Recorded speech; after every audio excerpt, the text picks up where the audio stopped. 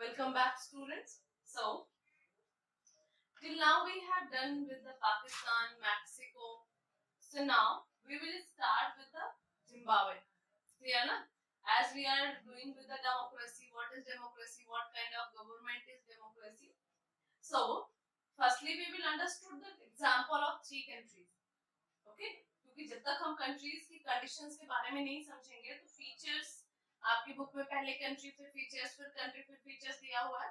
तो मैंने क्या किया, पहले मैंने आपको सब कुछ एक्सप्लेन करना है, उसके बाद मैं फीचर्स करूंगी और प्लस फीचर में एक एक एग्जांपल देती जाऊंगी कि ये एग्जांपल मैंने पाकिस्तान में दिया, ये एग्जांपल मैंने मैक्सिको में दिया और ये एग्जांपल मैं अब आपको जिम्बाब्वे में दे दूंगी। सो अब डेमोक्रेसी एक काइंड ऑफ गवर्नमेंट है। बिगिनिंग में मैंने कहा तो जो जिम्बाब्वे का केस है, तो जिम्बाब्वे में भी व्हाइट माइनॉरिटीज ही रूल करती थी, जो साउथ अफ्रीका की बेसिक व्हाइट माइनॉरिटीज थी। तो देखिए जिम्बाब्वे जो है उसे इंडिपेंडेंस कब मिली? 18 अप्रैल 1980। सबसे पहले जिम्बाब्वे की इंडिपेंडेंस के बारे में आप लिखेंगे, 18 अप्रैल बुक में नहीं है बट ओके कोई नहीं, आप लिख सकते हैं Zimbabwe gain it's independence 18 April 1980। Okay, and after 1980 the ruling party, which party started ruling in Zimbabwe was ZANU PF. Okay, and the ruler who is ruling over ZANU PF party, the ruler is Robert Mugabe. Clear na? Actually Robert Mugabe ruled as a leader for a long time. Just you imagine the ruling period of Robert Mugabe is from actually 1987. The first president, Robert Mugabe was the second one. The first president over the independence in Zimbabwe was the Kanan Banana from 80 to 87. But he was a temporary kind of. The actual power rests with the Robert Mugabe. So he ruled, just imagine, from 87 to 2017. Yes. And he only dismissed from his post because he used such a luxurious life. There were common elections like other countries. Elections were very normal, but the condition was only Mugabe wins. The reason behind the malpractices were used over. Malpractices क्या है? Malpractices means होता है जैसे election time पे kidnapping, हरेसिंग, bribing, पैसे देना, डराना, धमकाना, ये सारी चीजें करना malpractices कहलाते हैं। So Robert Mugabe win the elections because of malpractices. So who was Robert Mugabe? President of Zimbabwe. He was the second president of first president Karen Banana. Okay, and he dismissed within 2017 with a lot of effort with the military etc. And then third president Emerson. He is actually the person who gave us such a democratic pattern to the country. Before that, Robert Mugabe, as you have listened the story news in 2017, Robert Mugabe gifted a very luxurious, very costly car to his sister-in-law. Because of that, there were again many conspiracy, and that was just a common case only. This is not a biggest deal, but that is a common example, simple example. What kind of person Mugabe was?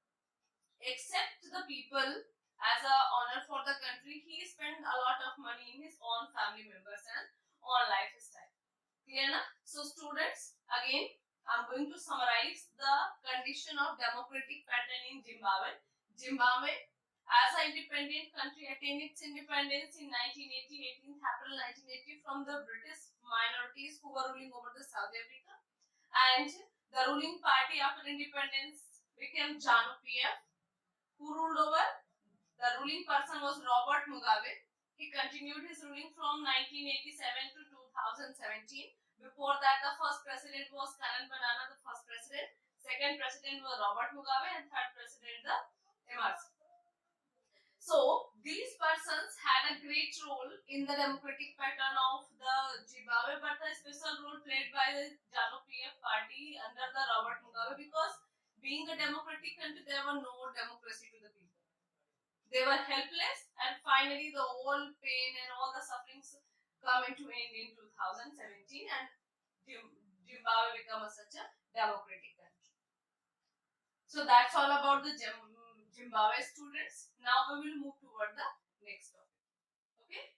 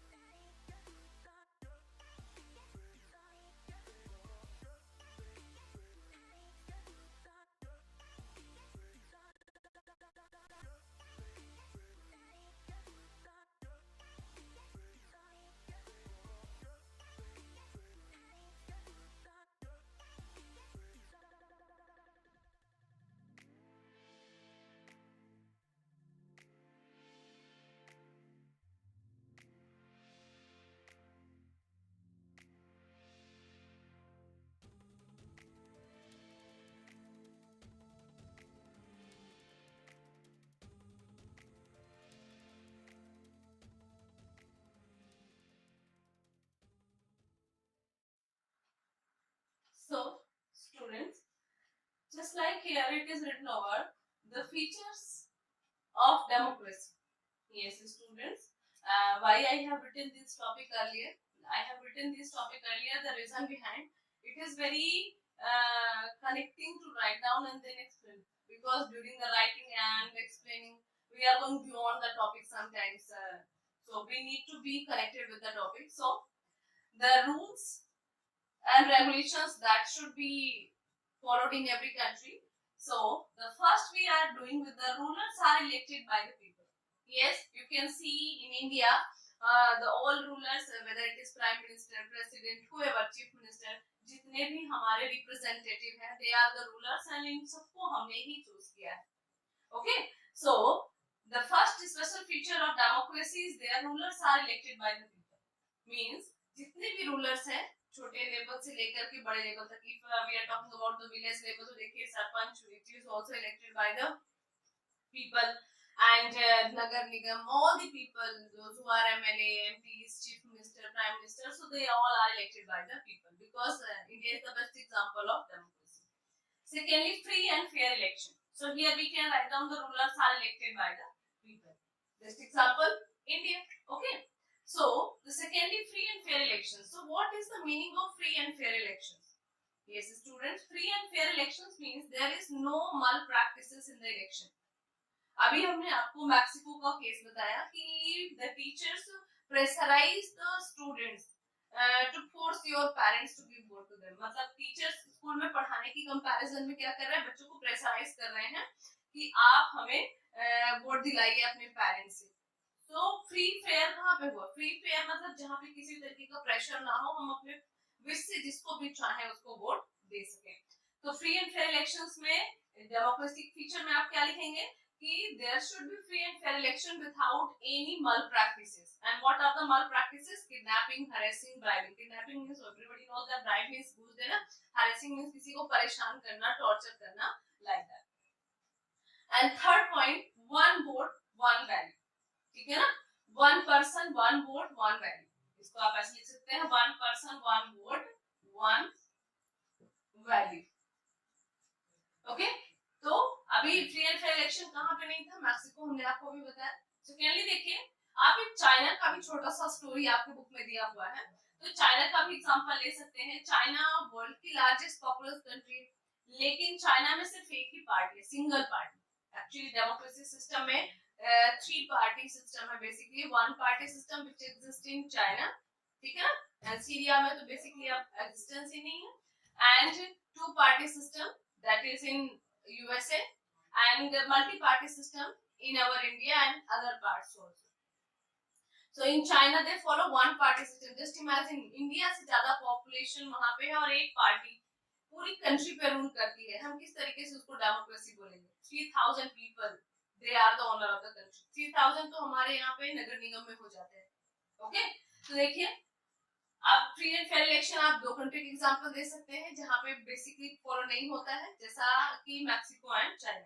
Okay, अब one person one vote one value पे देखिए, तो one person one vote one value में आप यहाँ पे example देखिए किसका दे देंगे. अभी आज मैंने आपको बताया कि एक ऐसी डेमोक्रेटिक पैटर्न जहां पे लोगों की एक ही वोटिंग वैल्यू होती है. मतलब अगर हम इंडिया की कंपैरिजन करें तो इंडिया में प्राइम मिनिस्टर की भी वोटिंग वैल्यू वन ही होगी, एंड एक मेड सर्वेंट कोई भी पर्सन, रिच पुअर, किसी भी कम्युनिटी किसी भी कैटेगरी का हो, उसकी भी वोटिंग वैल्यू वन ही होगी. जबकि आपकी बुक में आप सबको न्यू एडिशन की बुक परचेज करनी चाहिए, क्योंकि आपकी बुक में सऊदी अरेबिया लिखा हुआ है कि वुमेन्स को वहां पे वोटिंग राइट नहीं थे, लेकिन स्टूडेंट्स 2015 में वहां की सरकार ने उनको वोटिंग राइट दे दिए. तो अब ये वाला एग्जांपल हम नहीं लिख सकते हैं. सो बी वेरी अवेयर अबाउट. सबको मैं ये सजेस्ट करूंगी कि आप सबको एनसीईआरटी के न्यू वर्जन 2021 में पब्लिश ही परचेज करना चाहिए, क्योंकि बहुत सारे चेंजेस आए हैं. जैसे जम्मू कश्मीर का जो 370 था वो भी रिमूव हो चुका है, तो बहुत सारे चेंजेस हैं. तो बेटर होगा कि आप न्यू एडिशन की ही बुक परचेज करें, बेटर नॉलेज आपको मिलेगा. तो one person one vote one value में आपको पता होना चाहिए कि सऊदी अरेबिया वाला केस आप नहीं लिखेंगे because they got the right. अब सेकेंड आता है फिजी.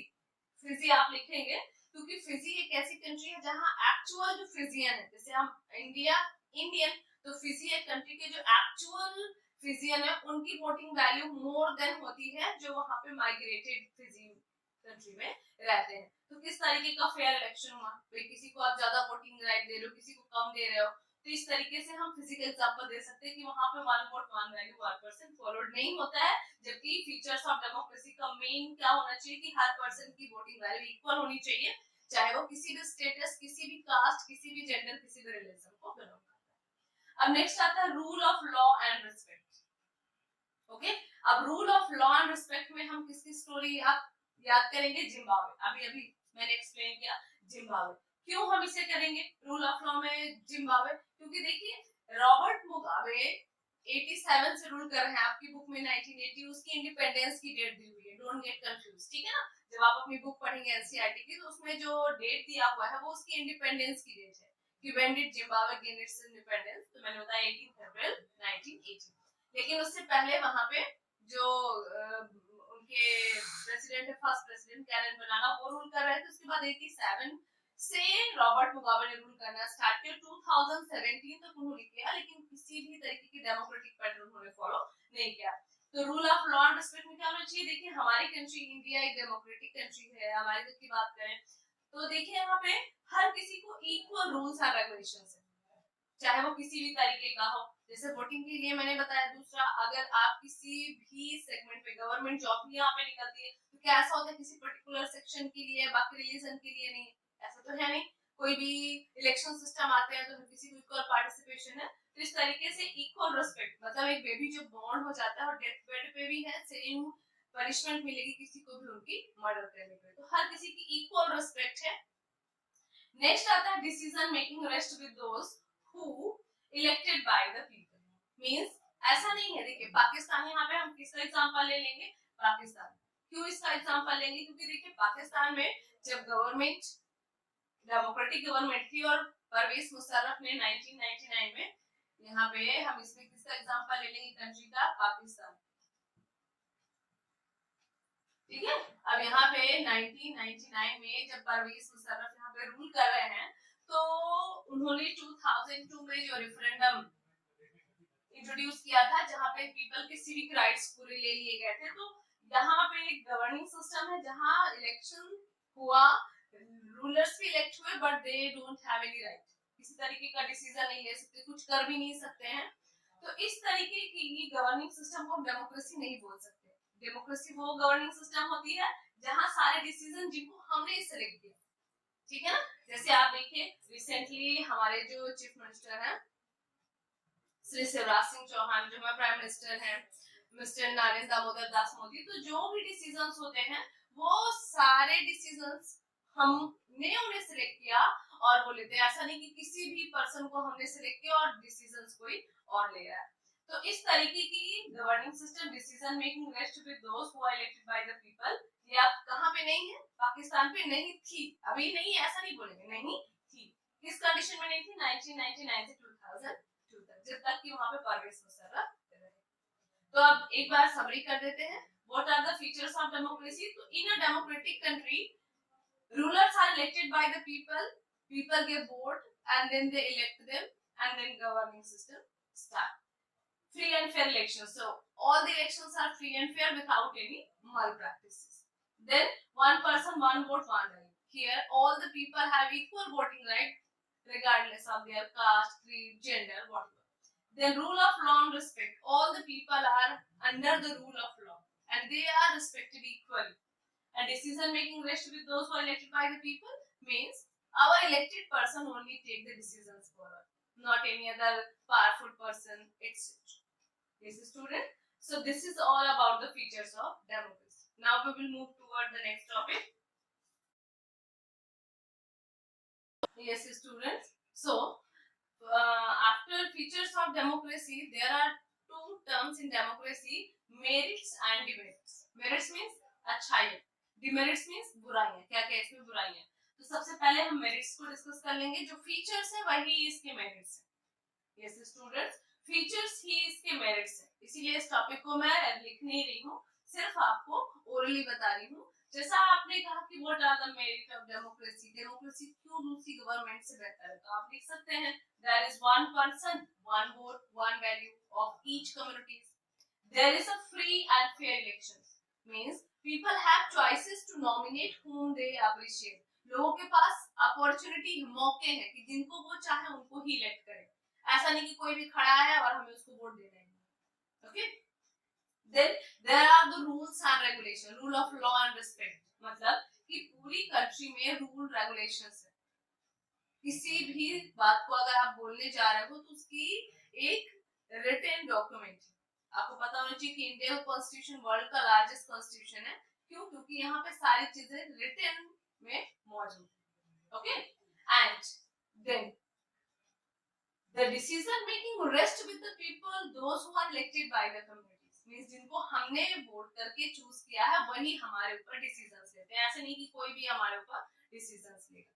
मींस एक जो फेयर एनवायरनमेंट होना चाहिए वो डेमोक्रेटिक गवर्नमेंट हमें प्रोवाइड कराती है। जैसा अगर हम डिमेरिट्स की बात करेंगे तो देखिए अभी मेरिट्स में मैंने कहा फीचर्स ही मेरिट्स, ठीक, इसलिए मैं दोबारा इसे नहीं लिख रही हूँ। अब जब डीमेरिट्स की बात करेंगे तो देखिए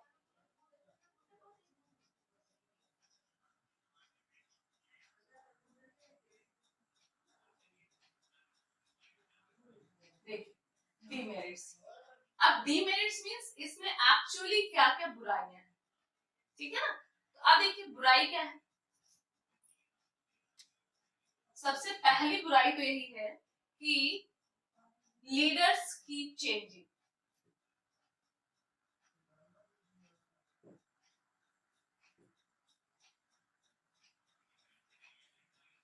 ठीक है। अब देखिए जैसे इलेक्शन हुआ तो दूसरी गवर्नमेंट आ गई, हर एक गवर्नमेंट का एक टाइम पीरियड होता है। जैसे इंडिया में इलेक्शंस का टाइम पीरियड क्या है, 5 इयर्स का है। यूएसए में क्या है, 4 इयर्स का है। मैक्सिको में क्या है, 6 इयर्स का है। तो सपोज कोई एक गवर्नमेंट आई जो 4 इयर्स के लिए है, अब दूसरी गवर्नमेंट, उसके बाद इलेक्शन हुआ, फिर दूसरी गवर्नमेंट आई, अब उसे पसंद नहीं है पहली गवर्नमेंट की सारी पॉलिसीज, तो वो काम को आगे नहीं बढ़ाएगा, तो पीपल सफर करेंगे। ओके, अब इंडिया की बात करें 5 इयर्स का है सपोज, अब 5 इयर्स में किसी भी प्लान को गवर्नमेंट ने इंट्रोड्यूस किया और उसे कंप्लीट होने में 5 इयर्स से ज्यादा टाइम लग रहा है। अब इन्होंने वर्क को स्टार्ट तो किया है लेकिन ये कंप्लीट नहीं कर पाए, इलेक्शन हुआ और इनकी गवर्नमेंट डिफीट होती है। अब दूसरी गवर्नमेंट आती है तो वो इनकी बातों को मानने के लिए रेडी नहीं करती, तो इस तरीके की कंडीशन में क्या होगा कि जो पॉलिसीज है, जो वर्क है वो अनफिनिश्ड ही रह जाएगा और इसका जो सारा का सारा नुकसान है वो लोगों को झेलना पड़ता है। तो इस तरीके से जो सबसे इम्पोर्टेंट डीमेरिट है वो क्या है, लीडर्स कीप चेंजिंग, क्योंकि जैसे जैसे इलेक्शंस होते हैं उस तरीके से नई गवर्नमेंट आती है और फिर नए डिसीजंस, नए रूल्स, नए रेगुलेशंस बनते जाते हैं। ओके, अब दूसरा, it take lot of time in decision making, it take lots of time in decision making।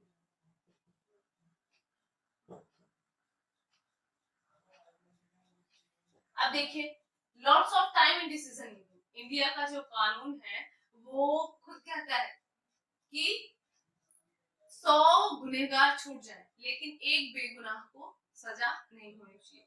अब इसका मतलब क्या है, lot of time in decision making, देखिए एक प्रोसेस स्टार्ट होता है, जो हमारी गवर्निंग सिस्टम है वो स्टार्ट करेगा कोई भी पनिशमेंट, कोई भी जजमेंट सिविल लेवल से, जैसे क्या होता है डिस्ट्रिक्ट कोर्ट जिसे बोलते हैं, तो यहाँ से चालू होगी कोई प्रोसेस, फिर आप सेटिस्फाइड नहीं हो तो वो हाई कोर्ट में जाएगा।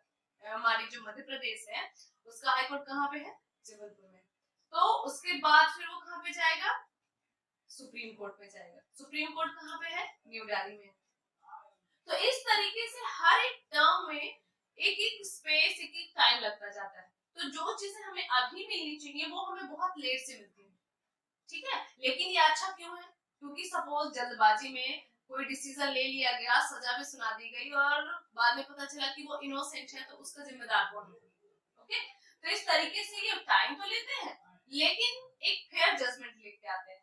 लेकिन अगर हम डिमेरिट्स की बात करें तो फेयर जजमेंट आने का अगर कोई पर्सन इंतजार कर रहा है, जैसे आपको अभी भूख लगी है और आपको खाना 2 दिन बाद मिलेगा, तो फिर उसकी तो कोई वैल्यू नहीं रह जाएगी ना। इस तरीके से डिसीजन मेकिंग में जो टाइम लगता है ये हमारी डेमोक्रेसी का दूसरा डिमेरिट।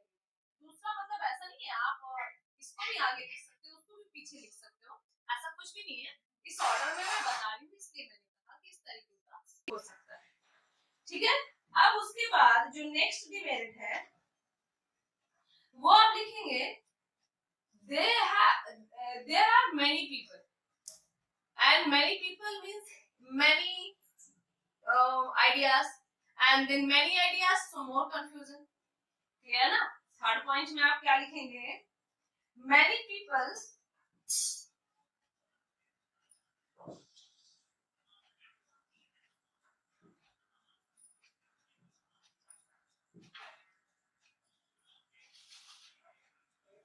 consulted here. ठीक है ना? अब जितने सारे लोग हैं उतनी सारी बातें, और उतनी सारी बातें उतने सारे व्यूज। इस तरीके से क्या होगा कि कोई भी जो डिसीजन है वो कोई कभी नहीं होगा। सारी बातों को सुनने के बाद, सारे व्यूज को जानने के बाद बहुत सारे कंफ्यूजन्स क्रिएट होते हैं, तो एक फेयर डिसीजन लोगों के पास नहीं आ पाएगा। तो ये हमारी डेमोक्रेसी का एक फीचर हो गया, जहां हर किसी को बोलने का मौका है। लोग कहते हैं हमें बोलने की आजादी है, तो बोलने की आजादी का मतलब ये नहीं होता कि आप किसी को अब्यूजिंग वर्ड बोलो। बोलने की आजादी मतलब ये है कि आप अपने जो विचार हैं, आप जो सोचते हो, आपको जो गवर्नमेंट से चाहिए उसे आप एक्सप्रेस कर सको। इसका मतलब ये नहीं है कि आप कुछ भी बोलो। क्लियर? जो नेक्स्ट है आपका, it create sense of competition.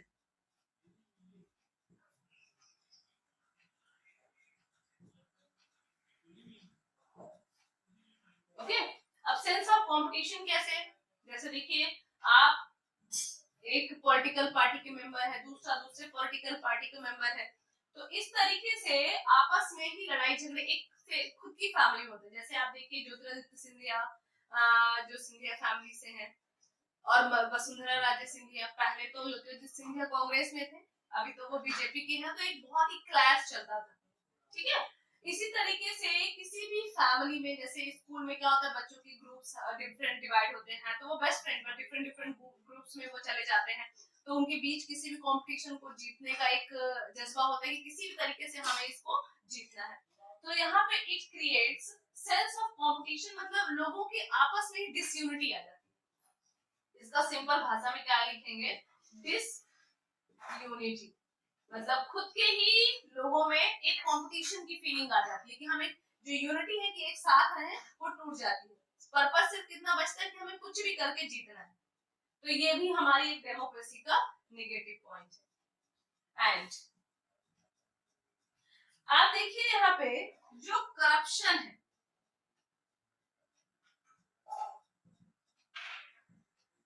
Corruption कैसे आएगा? लोग इलेक्शंस को विन करने के लिए कुछ भी करने को रेडी रहते हैं। कुछ भी करने का सेंस क्या? देखिए, अभी अभी मल प्रैक्टिस जो वर्ड मैंने यूज किया, जैसे ब्राइब देना, किसी को किडनैप करना, हरेस करना, ऐसे सारे टर्म्स इंट्रोड्यूस होते रहते हैं। मतलब लोगों को इलेक्शन जीतना है, चाहे जीतने के लिए उनको किसी भी हद तक जाना पड़े। तो इसको भी हमारी डेमोक्रेसी का एक निगेटिव पॉइंट मानते हैं। ठीक है ना? करप्शन किस तरीके का है कि मनी एंड मसल पावर, जिसके पास पैसे हैं, जिसके पास ताकत है, किसी भी तरीके से हमको इलेक्शन जीतना है, चाहे हमें किसी भी हद तक जाना पड़े। एंड जो यहाँ पे लास्ट पॉइंट है, यहाँ पे लास्ट पॉइंट क्या है? कॉमन पीपल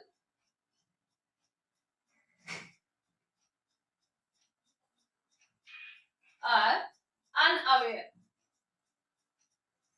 मतलब जो एक कॉमन कम्युनिटी है उसको तो पता ही नहीं होता है कि हमारी गवर्निंग सिस्टम में चल क्या रहा है। कॉमन पीपल से मतलब हमारी कम्युनिटी जो वोटर तो है, लेकिन वो जानती नहीं है। दूसरा, टॉप लीडर जो होते हैं पॉलिटिकल पार्टी के, वो जो पार्टी के लोअर लीडर्स होते हैं उनके साथ कोई डिस्कशन भी नहीं करते, तो उनको पता ही नहीं चलता कि हमारी पॉलिटिकल पार्टी में चल क्या रहा है, किस तरीके की डिसीजंस लिए जा रहे हैं, किस तरीके की पॉलिसीज को बनाया जा रहा है। तो ये हमारी डेमेरिट्स हैं डेमोक्रेसी की। मेरिट्स एंड डिमेरिट्स पैरेलल चलती हैं स्टूडेंट, अगर आप ध्यान से देखें तो। ठीक है ना? एक बार आप इसे प्रैक्टिस करिए। अगर इसे लर्न करने में, इसको समझने में थोड़ी सी भी दिक्कत होती है तो आप कमेंट सेक्शन में मुझे लिख सकते हैं, मैं और भी इजी तरीके से पैरेलल आपको एक्सप्लेन करूंगी स्टूडेंट। अगर समझ में आ गया तो कोई बात नहीं। ठीक है स्टूडेंट्स, तो नेक्स्ट टॉपिक हम अगले वीडियो में बनाएंगे। तब तक के लिए थैंक यू।